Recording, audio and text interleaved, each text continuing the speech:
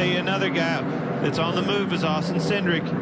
Oh, we got another one. Is that the 19? Yep. Same situation. Wow. And right under him. Oh, and into the wall. Goes the 40. Oh, my gosh. Cole Custer, nowhere to go there. Big fire. He had a big impact. Luckily, seeing him get out of the race car right now, because that was a big impact to that inside barrier. Our safety crew is there right away, but he just submarined the 19 of Martin Truex there. Yeah, I bet we're going to go back and see a very similar situation with Martin Truex Jr. and the visibility down that back straightaway. So already an issue, I believe, here, or maybe not. His hood's still not up. yet. Oh, somebody checked the 34, up right there. McDowell Yep. checks up.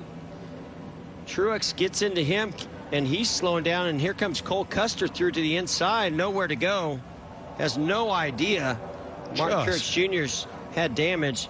Now that right, thank goodness there's a little bit of a safer barrier. Well, is that a That's a foam barrier. Yeah. It's a foam wall. Barrier? Yes. Thank goodness that was there instead of just hitting that Armco barrier for Cole Custer.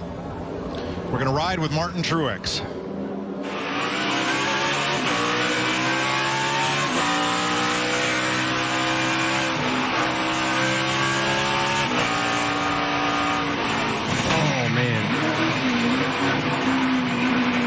Truex into McDowell. You can see how fast McDowell came into the picture. If this isn't one of the top 5 wildest Cup Series races we've ever had in NASCAR history, I don't know what will. It was the NASCAR's first time at a technically an F1 style racetrack. It was COTA, NASCAR's first time at a track in Texas that was not Texas Motor Speedway. And it was NASCAR's first ever downpour tsunami rain race, if you will, at a Cup Series event. Martin Truex Jr., who couldn't even see out his windshield, would slide into the back of the car in front of him. It would cause him damage where he would be super slowed down the backstretch. Cole Custer, unannounced to anything, would fly right underneath Martin Truex, slide into him, and end up right underneath him, sliding into the guardrail, bursting into flames. Thankfully, both drivers in this accident were okay, but this was a horrific crash down COTA's long back straightaway. It's going by Noah. A little bit of contact with the right front fender.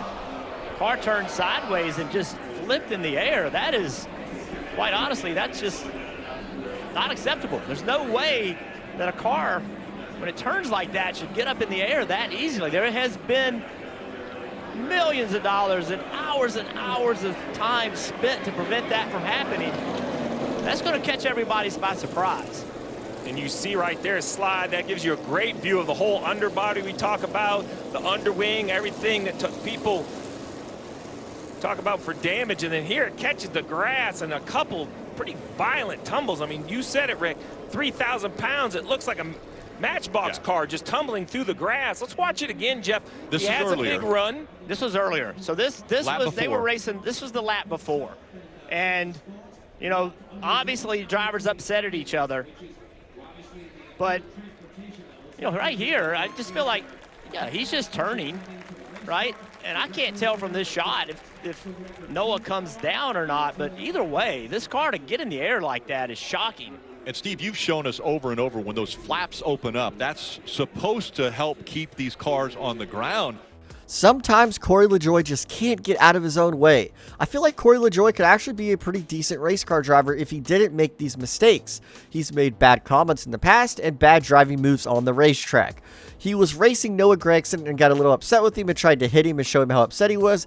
Ended up wrecking himself down the backstretch and then sliding down across the track, barrel rolling in the grass and landing on all four wheels. Thankfully, after this, Corey LaJoie was okay, but it was unfortunate that it had to come to a point where he was upset, and this was the reason it happened.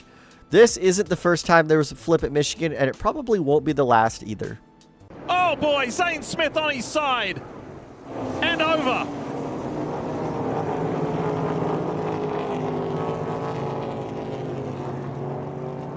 And there we go, that's a good sign. Zane Smith out of the car, communicating with the AMR safety team, and here's how it went down.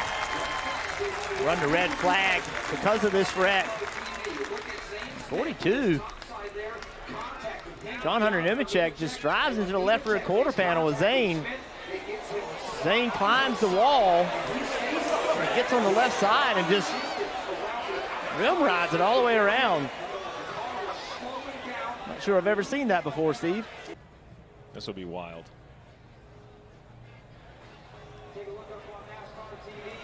Things happen so quickly when they first happen, but this takes forever when you're in that car. This part. This is something I never thought I would actually see in person. I was actually sitting in the grandstands at Kansas when it happened, and I didn't even see it because I was too focused on the lead. But regardless, Zane Smith would wall ride, not the Ross Chastain style, the Lightning McQueen style. He would be on the wall after being pushed into it by John Hunter Nemechek, and he would go barrel rolling down the track, landing on all 4 tires. These NASCAR next-gen race cars are definitely weird and bulky, so somehow this was actually able to work. Regardless, Zane Smith had an unfortunate race because of this. There was nothing really he could do after being pushed in the wall by John Hunter. He would slide down the racetrack and land on all 4 tires, which made it even cooler. But seeing him on the wall like this was just wild. He's delivered a few messages now. He's got a good run on the top side, but I don't know if he's got anywhere to take it. The problem is he's got Ryan Newman. No, I'm sorry, the 12 car in front of him, of Justin Allgaier. Look at Allgaier now. Oh, 3 wide. Make a move around. Oh, 3 wide. Oh, look out. This is bad news. Oh, man, up under the wall. Casey Kane now comes back down on all 4. Caution is out. Oh, you can see that. Coming at you, bud. Just hold on here. That is a tough break because that car, as you mentioned, was good tonight. Man, that's too bad. So See right here, Justin Allgaier's really struggling. Trevor Bayne got to the inside of him, forced him to the right side a little bit. Casey Kane was already there. damage also to the right side of the 12 there, as you can see. Don't know how severe that is right now, but Casey's night is done. That's good to see he's okay. All that happened on lap 2. And now, under caution, Juan Pablo Montoya has crashed and gone aflame. Holy cow, what happened? We just got a report that he was complaining about a bad vibration in every gear. No, Larry, he just slammed into the jet dryer. I think he slammed into the jet dryer. They're trying to clear debris off the racetrack, and the car brakes, won't steer, and he slides up the track and into the back of that surplus helicopter jet engine on a trailer used to dry the racetrack. Larry, Mike, I saw sparks coming out from the car as if it had a tire down or something. What an incredible turn of events. I've never in my life. Oh my gosh. And all that spilled jet fuel found something hot to ignite it. Whoa, look out! Elliott's gone. Keselowski, Reddick, 2 playoff drivers in this wreck. And the car goes over. Tyler Reddick has flipped. Yep, I'm good. My goodness, what was the catalyst? How did that start? Restarts. They are so aggressive. You got to get spots when you can. How about Reddick flips and drives the thing back to pit road? So Reddick is up high. We'll look at the 45, the Jumpman car. There, there's contact. Contact maybe with Truex and Elliott. That was the spark. It is. Truex and Elliott side by side. I don't know if it's contact or just arrow tight, but the 9 of Elliott up the racetrack, not meaning to, catches the 45. Around goes the 45, and as the 45 gets in here, he hops onto the quarter mile and gets upside down. Crazy looking accident for Tyler Reddick in the 45. That is crazy. I never thought I would see this. A next-gen car flip at 1.5 miles, and just like at Las Vegas, but it's through the grass. I guess Chris Buescher did it in the 2022 Coca-Cola 600, and Reddick was able to do it on actual grass and not the turf. But regardless, Reddick would get caught up in an accident between Chase Elliott and Martin Truex, sending him into the grass and then it catching and rolling down the front stretch, landing on all 4 tires, and Reddick was actually able to keep going and drive away. Now that's pretty awesome if you ask me.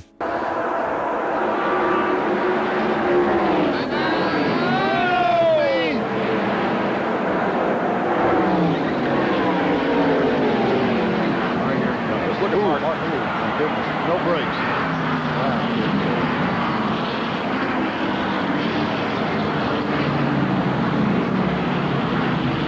Now watch him. He hits the inside retaining wall. That's the car up in the middle of your screen. Hits the Die Hard 500 sign.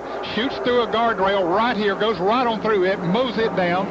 still at top speed and hits another fence and then the guardrail and finally comes to rest. He had to be going 100 miles an hour when he hit the end of that guardrail and then went over to the second guardrail where he finally came to a stop. Watch the 88. Yeah, he's going down the front here, headed toward turn 1. You can see at 190 mile an hour, and he lost a tire. Did he not? I believe he just drove down through the grass, which is not unusual for doing that here. Yeah, that's right. Looking back on it, yeah, he clipped the grass. It's dry. With these cars being on the ground so low, I don't think you can clip that grass like you used to. Wow, did that push back the Lexan windshield and everything? In arguably one of, if not his best season ever in NASCAR, Dale Earnhardt Jr. makes vicious contact with the outside wall and it bursts into flames after running over the grass on the front stretch. The entire car would be ripped apart when he would run over the grass and then burst into flames as he would hit the wall. Thankfully, Jr. was okay after this horrific accident. Some grip in these corners. Ooh, trouble, turn 1. Danica Patrick, Landon Castle tangled up. Castle going for a slide. Yeah, we did not hit anything. Did not hit anything.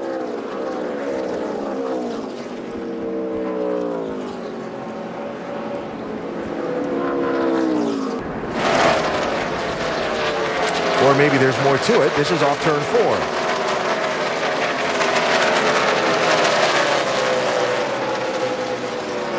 Knocked my breath out. Here comes Benson on the bottom. Fuller and Rick Wilson. Fuller. Oh, no. Oh, no. And tumbling goes Randy LaJoie over the hood of the 92 Larry Pearson. There goes the page. Back to the line. And it is Chad Little leading Jimmy Spencer to the line. A horrendous pileup out of turn 4. Right there, the back end starts around. That's classic pull the air off of my spoiler right there. Look at Johnny Benson here. How in the world did he get by this? And Labonte turns around. Oh, Terry. Off of Elton Sawyer, and up goes Randy LaJoie. I didn't even see Terry in that.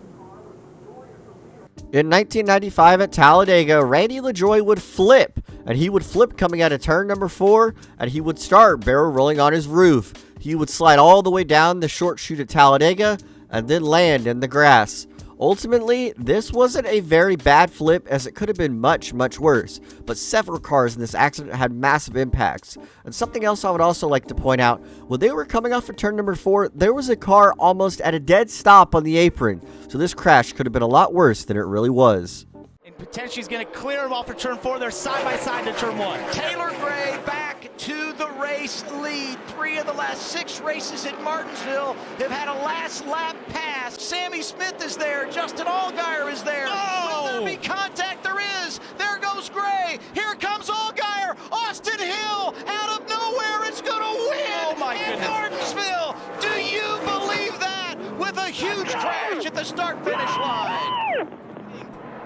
Lead here, and then this to come from this far back, though. I mean, this is just, that's too much. No one wants to see that. If you're a young kid watching this, that's too far. 10 leaders sets a new track record.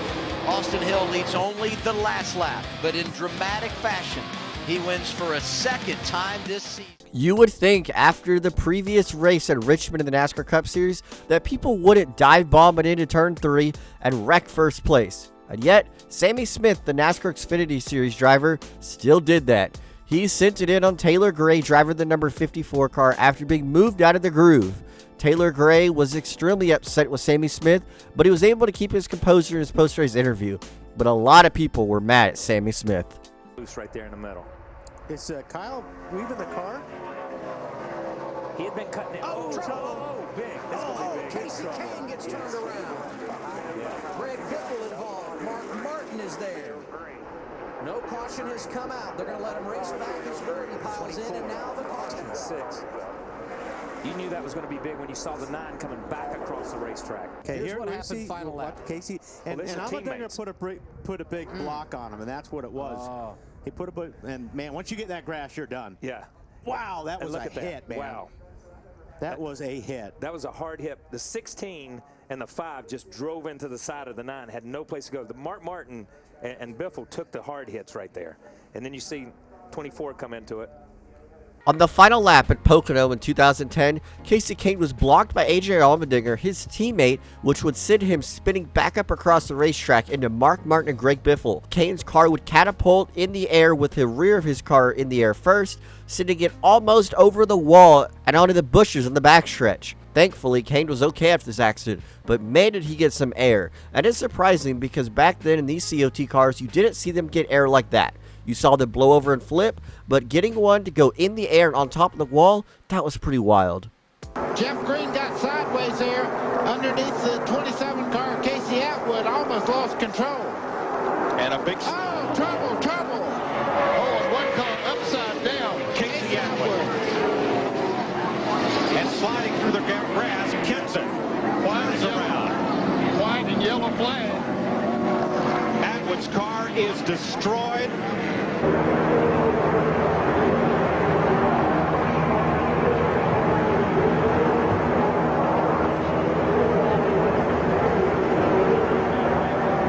You saw the officials with the caution flag out very quickly as leader Randy LaJoie came to the flag. Earnhardt Jr. also down here. Dale, this is 2 times in one race. We got to stop meeting like this, man. It looked like before that restart, were you having an issue with the steering wheel? Oh, come off. Yeah, I didn't have it on there. Luckily, it was under caution. I just grabbed the shaft and steered the car that way, and I ripped the skin off my hand, but I wasn't going to let it hit the wall. That was just a freak deal. We didn't get the steering wheel on when we got back in the car to go back out there. So we're working on something to keep that from happening going forward. But I once heard of a driver who had a steering wheel brake and they handed him a pair of vice grips to steer with, but never anything like this. Well, you had a teammate, don't forget, at Phoenix, I think it was, Jimmie Johnson. Holy crap. Oh, my goodness. I have never seen anything like, oh, my gosh. That is so scary. In 2016, Dale Jr. brought one of, if not the best superspeedway car he had ever had to Talladega. He was ready to pick up another win, but this day was disastrous for Jr. To start off, he got wrecked early on in the race, had to go to the garage, and then once they repaired the car, he went back out there on the racetrack.